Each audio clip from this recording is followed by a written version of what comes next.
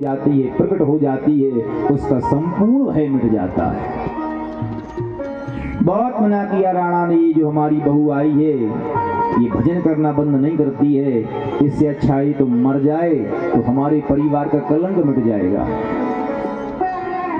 एक दिन उपाय सोचा राणा ने, एक दासी को बुलाया और दासी से कहा, सोने की प्याली में काला काला जहर भर दिया और कहा ये मीराबाई को पिला देना, मीरा विषपान करके मर जाएगी, हमारी बदनामी होना मिट जाएगी।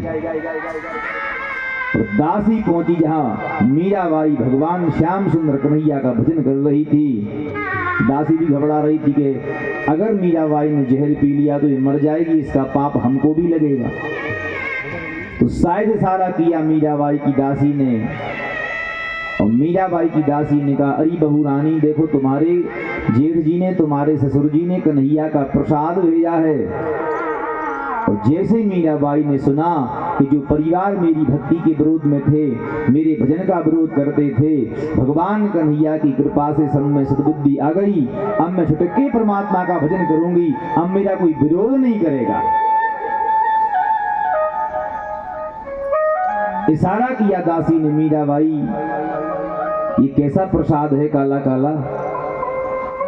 एक बात और सुनो, सच्चे भक्त को संसार में सर्वत्र भगवान ही दिखाई देते हैं। दासी ने कहा, अरे बहू रानी तुम राणा का भगवान का भजन करते करती बावरी हो गई हो, पागल हो गई हो, ये कैसा प्रसाद है, कभी प्रसाद भी काला होता है।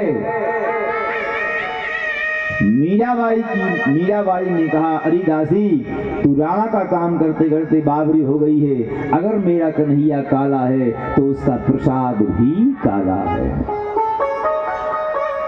जाकी रही भावना जैसी, प्रभु मूरत देखी तन तैसी। और मीराबाई ने वो जहर का प्याला मुख में लगाया।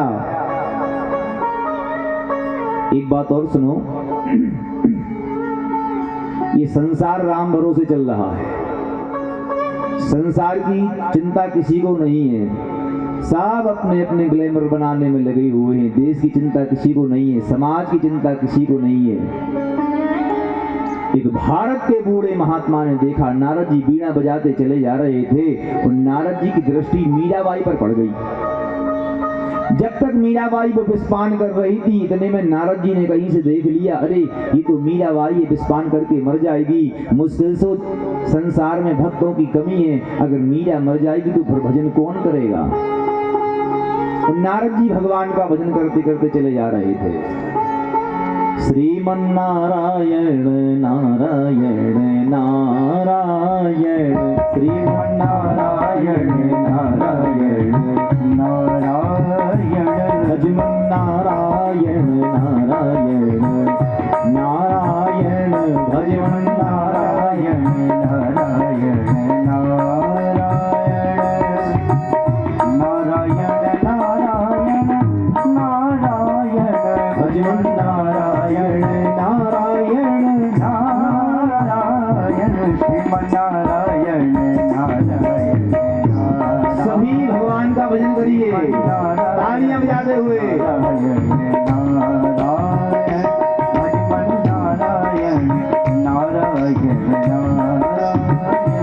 बद्री नारायण नारायण नारायण, बद्री नारायण नारायण नारायण, बद्री नारायण नारायण नारायण, बद्री नारायण नारायण नारायण।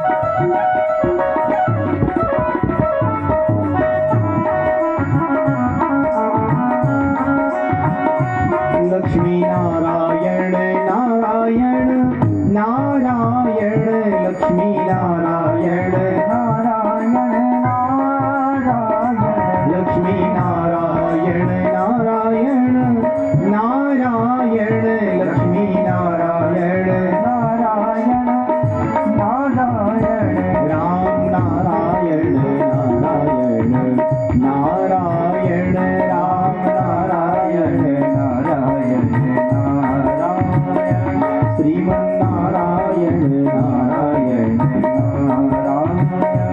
श्रीमन्नारायण नारायण नारायण।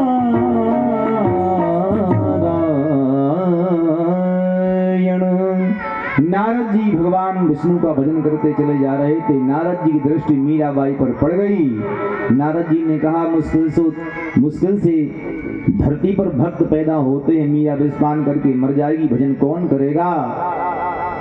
दौड़े दौड़े भगवान शंकर के पास गए। देवर्षि नारद जी ने कहा भोलेनाथ रक्षा करो, ये महिला समाज की है, भक्त है, भगवान का भजन करती है, मर जाएगी। और जैसे भगवान शंकर ने सुना कि मीराबाई विषपान कर रही है तो वो भी नृत्य करने लगे। ये बड़ा अजीब देवता है भोलेनाथ। बहुत जल्दी क्रोध में आ जाते हैं, बहुत जल्दी प्रसन्न हो जाते हैं। नारद जी बोले महाराज रक्षा कर लो, मीराबाई मर रही विषपान करके, अब नाच क्यों रहे हो। भगवान शंकर बोले आज हम बहुत प्रसन्न हैं नारद जी। नारद जी बोले प्रसन्नता का कारण क्या है। भगवान शंकर बोले नारद तुमने कथा सुनी है, जब जब समुद्र का मंथन होता है तो सबसे पहले जहर निकलता और हमें पीना पड़ता है। तो नारद जी ने कहा महाराज प्रसन्न क्यों हो रहे हो आप। भगवान शंकर ने कहा नारद तुमने कथा भली भांति सुनी है, जब जब समुद्र मंथन होता है जहर निकलता है, हमें पीना पड़ता है, लेकिन हम आज इसलिए प्रसन्न हो रहे कि आज के बाद जब समुद्र का मंथन होगा तो जहर निकलेगा तो आधा हम पी लेंगे, आधा हमारी बहन भक्तिमती मीरा पी जाएगी, हम इसलिए ही प्रसन्न हो रहे। नारद जी बोले हो गया काम, यहाँ काम नहीं बनेगा।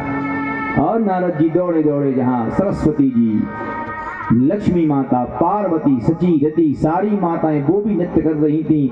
नारद जी बोले माताओं प्रणाम करता हूँ, आपके समाज की है, रक्षा कर लो, विषपान करके मर रही है। माताओं ने कहा मर जाने दो नारद जी मीराबाई को। नारद जी बोले कैसी बातें करती हो,